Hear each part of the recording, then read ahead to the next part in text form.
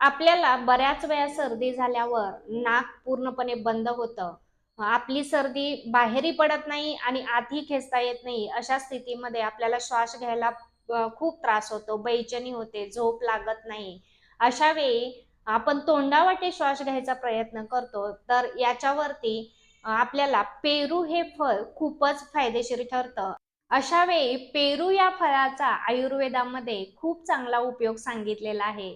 जेव्हा नाक बंद होतं तेव्हा आपल्या नाकाच्या उतींना सूज आलेली असते, त्यामुळे आपली सर्दी बाहेर पडत नाही. अशा वेळी पेरू खाणं खूप गुणकारी ठरतं.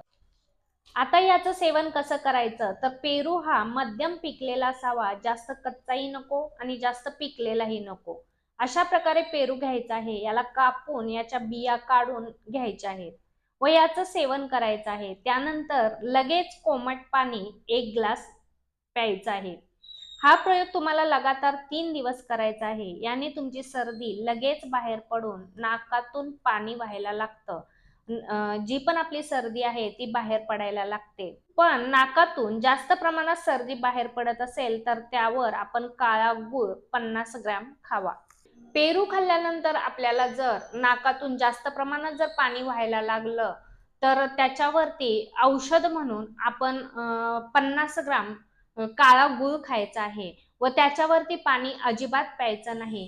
कारण पेरू खाल्ल्यानंतर नाकातून पाणी व्हायला लागतं. अशा वेळी जास्त प्रमाणात जर नाकातून पाणी व्हायला लागलं तर त्याच्यावरती गूळ हा खूप गुणकारी ठरतो. त्यामुळे जर जास्त प्रमाणात आपली सर्दी बाहेर पडू लागली तर आपण त्याच्यावरती गूळ खायचा आहे. जर जास्त प्रमाणात जर आपली सर्दी बाहेर पडू लागली तर त्याच्यावरती आपण गूळ खायचा आहे. याने आपली सर्दी पूर्णपणे बंद होईल. म्हणजेच आपलं नाकातून पाणी वाहणं पूर्णपणे बंद होईल.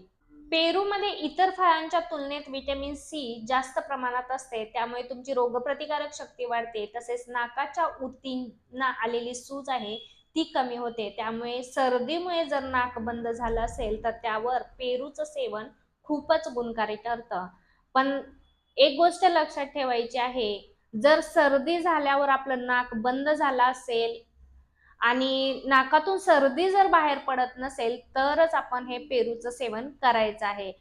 पेरू खाल्ल्याने बऱ्याच जणांना सर्दी होण्याची शक्यता असते. नाकातून जास्त प्रमाणात पाणी वाहण्याची शक्यता असते.